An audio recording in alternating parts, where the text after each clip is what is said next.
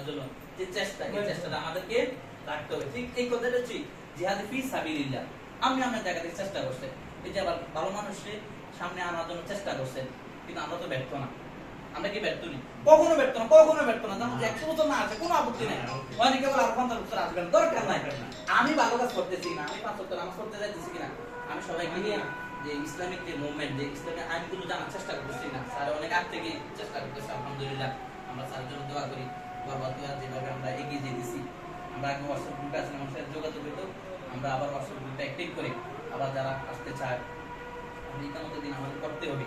আল্লাহ রাব্বুল আলামিন সূরা আশ-শুরা 13 নম্বর আয়াতে বলছে আন আকিমুদ্দিন, আয়াতটা একটু বড়, শারা আলাইকুম মিনাদ-দ্বীন মা ওয়াসাইনা বিহি নূহা ওয়াল্লাযিনা আওহাইনা, অনেক বড় আয়াত। এখানে একটা মাঝখানে একটা আছে আন আকিমুদ্দিন, তোমরা দিন কায়েম করো। অর্থাৎ দিন কায়েম করা হচ্ছে আমাদের বর্তমান যে সংবিধান, এটা হচ্ছে মানব রচিত সংবিধান। ডক্টর কামাল সরকার জনমিল্লাহ যে এই বিচারটাই ভাবে, এই বিচারটাই ভাবে মানব রচিত সংবিধান। তো আল্লাহ রাব্বুল আলামিন যে কোরআনকে লিপিবদ্ধ করে যে আরো 1400 বছর আগে দিয়ে দিয়েছেন, এখানে